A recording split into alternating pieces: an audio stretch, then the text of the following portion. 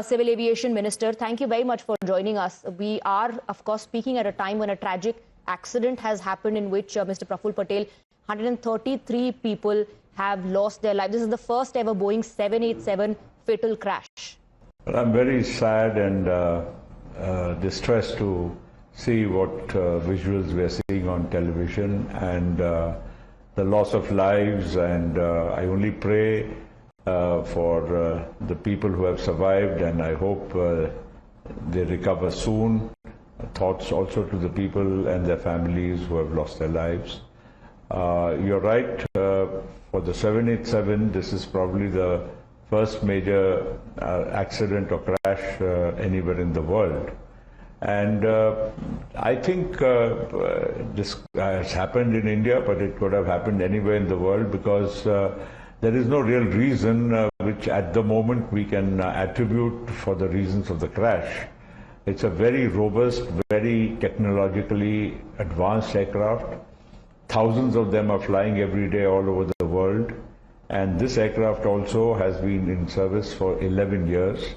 It flew today itself from New Delhi to Ahmedabad, and it was in the command of a very senior, experienced pilot.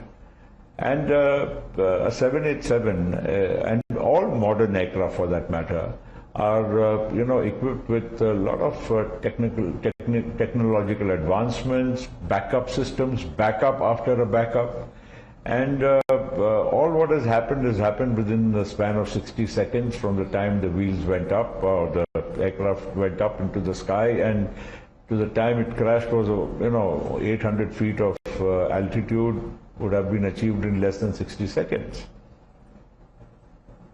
So at the moment, till we recover the black box and all other equipment which will guide us, what exactly happened, we'll have to wait.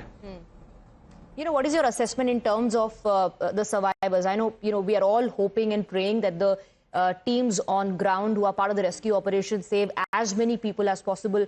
But just going by the visuals that are coming to fore, and the latest 133 people have already been confirmed dead, Mr. Patel. Sources are saying that this is one such aircraft that can't crash easily. So even several experts are expressing their shock over what just transpired.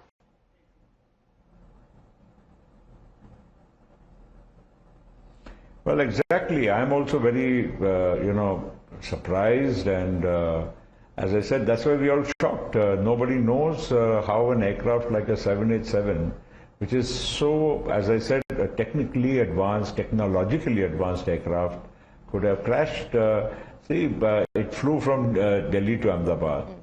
The captain, obviously, a very senior person, and with thousands and thousands of hours of flying, and even maybe a 787. And they go through pre-flight checks.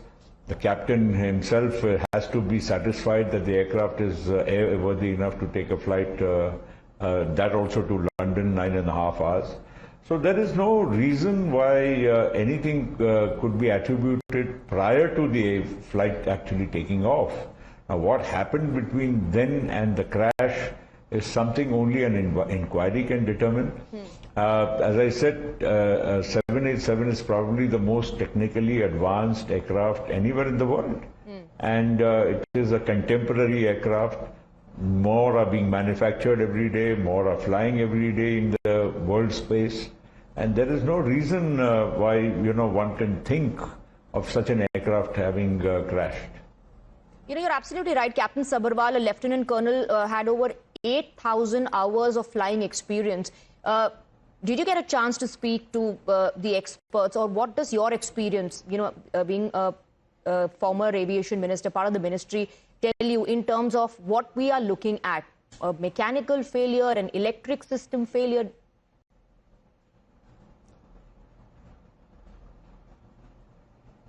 It could be anything at the moment. You see, there's no point taking a wild guess. There's also the fact is that, Indian aviation per se is safe. I don't think anybody should doubt whether Indian aviation is safe or not.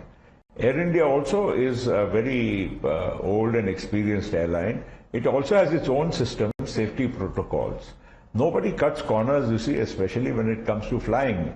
Remember one thing, flying is either 100% safe or zero. There's nothing like a 99% safe flying. So therefore, obviously when the aircraft was cleared by the pilot to, in his pre-flight checks, to take off, he must have been satisfied. And therefore, between then and the crash, what exactly happened? And remember one more thing, that there's a black box. Not only is there a black box, there's lots of other equipment on board which gives you vital parameters on a real-time basis. So every second of the flight which took place in this short time will be having all the recording, and all the parameters will be shown distinctly as to where the failure occurred. So I don't think we really will have very long to wait, since the aircraft has fallen in the proximity of the airport, and the fact that most of the parts of the aircraft would be retrieved very shortly. Now, given this fatal crash, what we're given to understand is that DGCA has asked Air India now to submit a health report on all of its aircrafts. Do you think Boeing planes are under scrutiny?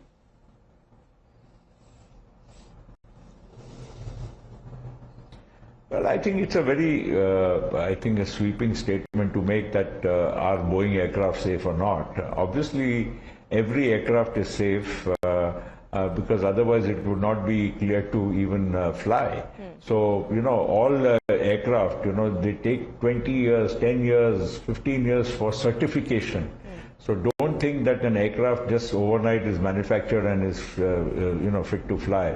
There are thousands and thousands of hours of testing by Federal Aviation Authority of the US, by European, Aerospace Agency, EASA. And after extensive tests, extensive, programs, only does an aircraft get certified to be manufactured. So let us not hazard a guess about aviation or Boeing or any other air company at this matter. The second part is, this same aircraft has been flying for 11 years. And it had just flown an hour or two before from Delhi to Ahmedabad. So there is no real reason. And I'm sure if there was any snag or anything, the pilot would have definitely known on the first leg of the flight. And in the second leg, obviously, he did all his pre-flight checks before he even decided to take off. That's why it's even more shocking that the takeoff must have happened after getting all sorts of clearances, and within 5 minutes, the crash landing takes place. There's also, a sense of fear from the point of view of a common man, of a frequent flyer. No, it didn't even take 5 minutes.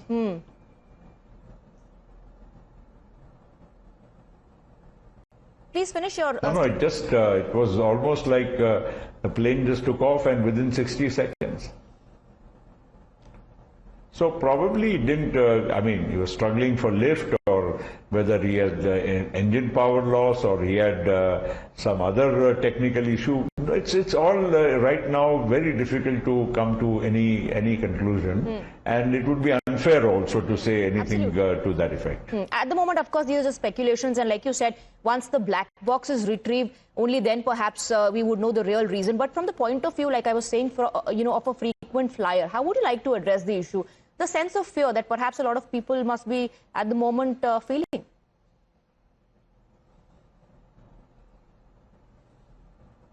Well, I can only say one thing, that while what has happened is very tragic, very sad, unfortunate, we are all very disturbed. Let us take one note of saying that flying, public transportation of any mode, flying is probably the safest. And therefore, an air crash happens once in a while somewhere in the world doesn't mean that we stop flying. It's unfortunate that it's happened in India, so we are at home, we will feel a little bit more jittery for a few days. But let me assure anybody who's flying that Indian aviation is very, very safe. And our DGCA, or even the airlines like Air India, Indigo, or whoever, are all doing a fine job. They all maintain very strict safety protocols. And the Indian aviation sector as such is certainly a very robust, a very safe, and a very healthy one. Do you think there should be more proactive measures taken, like now how the DGCA has asked the Air India to submit health report of its aircrafts? Perhaps there needs to be a review of the fleets operated in India. And I'm saying that because, you know, in the recent past, we witnessed a lot of incidents that came to fore of engine failure mid-air or people spotting smoke emanating out of the engine, and then there were emergency landings that took place.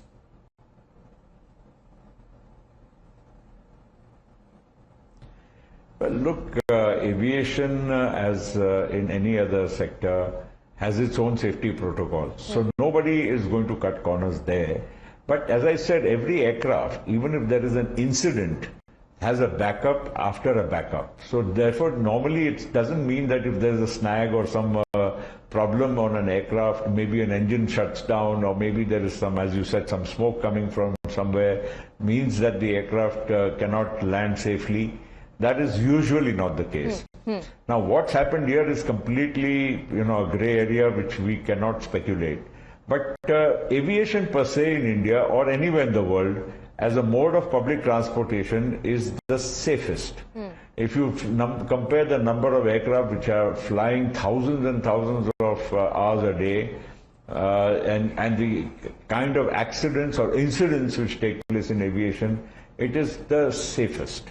So therefore, no doubt today as a country, as a sector, we do feel, you know, very shaken in our Indian context.